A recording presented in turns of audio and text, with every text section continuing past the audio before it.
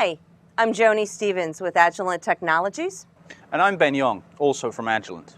In this segment, Joni and I will be discussing the fundamental features of solid phase extraction, choosing the correct format, and using the 4 basic steps for all SPE. All of this information, in addition to tips and resources for optimizing your solid phase extraction methods, will be included in the downloadable notes available for this video. In this segment, we will be reviewing the available SPE formats and discussing the 4 steps of SPE to help you maximize your solid phase extractions and get the results you need. Right, Ben? Right, Joni. And choosing the right format for your SPE is a great place to start. Choosing the appropriate SPE format will be based on the analyte, matrix, volume, and concentration of your sample. There are 5 basic formats for packing solid phase extraction material. The straight barrel, also known as the syringe barrel, is defined as a 1 to 60 milliliter size barrel, indicated by the approximate volume that can be added to the barrel at any one time, relative to the packing material present in the barrel. The usual bed mass for this format is 30 milligrams to 10 grams. Another SPE format is the LRC, or Large Reservoir Capacity format. LRC uses a barrel that is fluted or funneled in form, allowing for greater volume capacity than in the straight barrel format. The usual bed mass for LRC is 100 milligrams to 500 milligrams, with a maximum volume of 10 milliliters at one time. The third SPE format we'll discuss is Bond-Dilute Junior. Bond-Dilute Junior uses a cartridge style where the bed mass is packed in a housing that contains a female lure connector on one end and a male connector on the other. This SPE format allows for the individual cartridges to be linked in series or attached to a large reservoir. The usual bed mass of this format is 500 milligrams to 1 gram of material. The 96 well format is another great option to consider.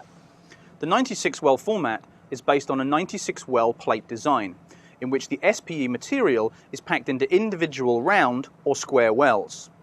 The SPE material can be placed into the wells, which can accommodate a 10 to 100 milligram bed mass and 2 milliliter maximum volume. And last but not least is the pipette tip format. In this design, SPE material is placed within a pipette tip, allowing for miniature bed mass and volumes. Let's take a look at some examples so we can determine how to choose the right SPE format for our method. For small volume biological samples, choose a small bed mass, such as a 10 milligram to 100 milligram, and SPE formats like the 1 milliliter cartridge or 96 well plate. For very small volume samples, the pipette tip format is a good choice, offering a vacuum-free process and shortened processing time. For large volume samples like water that require a large sample volume passing through the cartridge, choose a larger bed mass and larger volume capacity format. There are 4 basic steps to every solid phase extraction method. A simple way to remember the 4 steps is C, L, W, E, pronounced CLUE. CLUE stands for condition, load, wash, and elute. Understanding the importance and purpose of each of the steps can be extremely helpful. Being familiar with this makes incorporating SPE into method development and sample preparation as easy as 1, 2, 3, 4. Ben, you're exactly right. Let's have a look at CLUE up close. The steps we are about to discuss apply to reverse phase chemistry, which is the most broadly used phase due to its wide applicability. Conditioning is designed to essentially activate the material in an SPE cartridge. Conditioning is usually a 2-step process, often ignored or minimized. So let's take a moment to discuss why conditioning is a truly important step in the SPE process. The issue of conditioning applies to both polymers and silica-based SPE materials, but it is critical for silica-based products. For polymeric SPE materials, conditioning improves flow. Ben, what are your thoughts about conditioning? Conditioning is important because the SPE cartridge is packed with dry material, and for this material to be active and effective, it must be exposed to organic solvents. This process is very similar, but not identical, to what is required for a new HPLC column. Absolutely. Conditioning is essential for the column to perform correctly.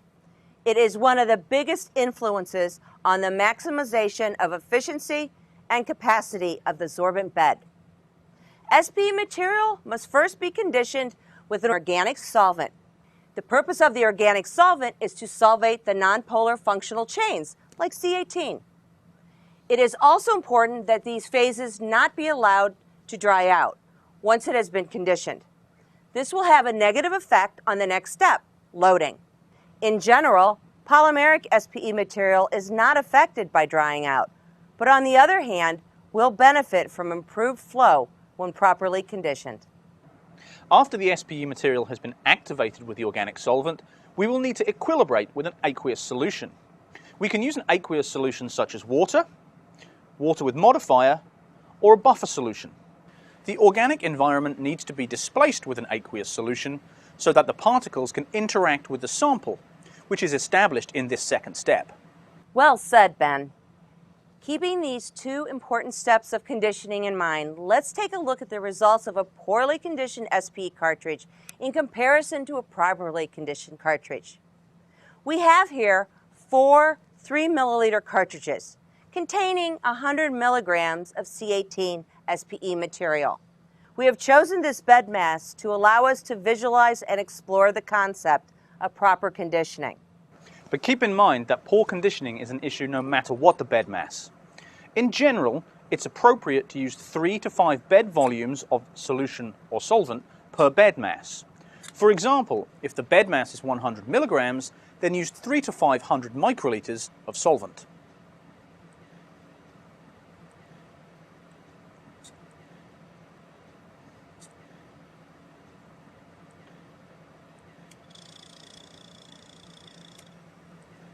Now that we've discussed the importance of conditioning, let's discuss the L in CLUE, loading. Loading the sample, as you may know, is extremely important. When considering loading, there are 2 important basics to remember. Be sure to understand the type of matrix associated with your compounds of interest, and make sure you know the basic characteristics associated with your analyte. It's common to pre-treat a sample prior to loading, as certain matrices will bind your analyte of interest. Additionally, treatment with acid will disrupt plasma protein binding. Dilution will minimize ionic and nonpolar interferences. pH adjustments, for instance in drinking water, will remove charged species. As you can see, when we add the sample to a poorly conditioned SPE material, the sample is not retained as well as on the properly conditioned SPE material. The result will be breakthrough of your analytes of interest, which will lower recoveries and negatively affect RSDs, or relative standard deviation. An important consideration when loading the sample onto the SPE material is to allow the sample to interact with the sorbent as long as possible. We can accomplish this by using a slow sample flow rate. This allows optimum residency time, promoting sample interaction with the SPE material, and successful retention of the analytes to the phase. In addition, make sure to employ proper pipetting techniques throughout the entire SPE process. Now let's take a look at the W step, washing. This step refers to using a solvent to wash interferences from the material without removing the analytes of interest. We certainly don't want to do that. Right. Many products, such as our polymeric SPE material Plexa, for example, have simple recommended starting methods that offer simple wash parameters. If additional optimization is needed, there are 2 common parameters that can be optimized: solvent strength and pH. Basically, you want to wash with the strongest solvent possible, removing interferences without eluting your analytes of interest. pH can also facilitate the removal of interferences and in turn offer a much cleaner extract. The final step in CLUE, E, stands for elute. Elution refers to the solvent required to extract the compounds of interest from the SPE material. It is not uncommon to employ the use of stronger or larger volumes of solvent. It is important to keep this in mind when considering the final elution. This typically requires evaporation and a reconstitution with the solution that is suitable for LC and GC analysis. Optimizing the elution step is critical because it will help to yield a clean, interference-free eluent, producing optimum recoveries. The elution step can also be optimized in terms of both organic solvent and pH. There is a link available in the notes which offers tips to optimize your SPE method. Now that we've covered a couple elements of optimization, you can utilize SPE as your sample preparation technique with ease and confidence. Remember, choosing the correct packing format of SPE material will be critical to the quality of your results. To obtain a list of the 5 basic formats and a summary of the information covered in this video, please visit www.agilent.com/chem and search for SPE video notes.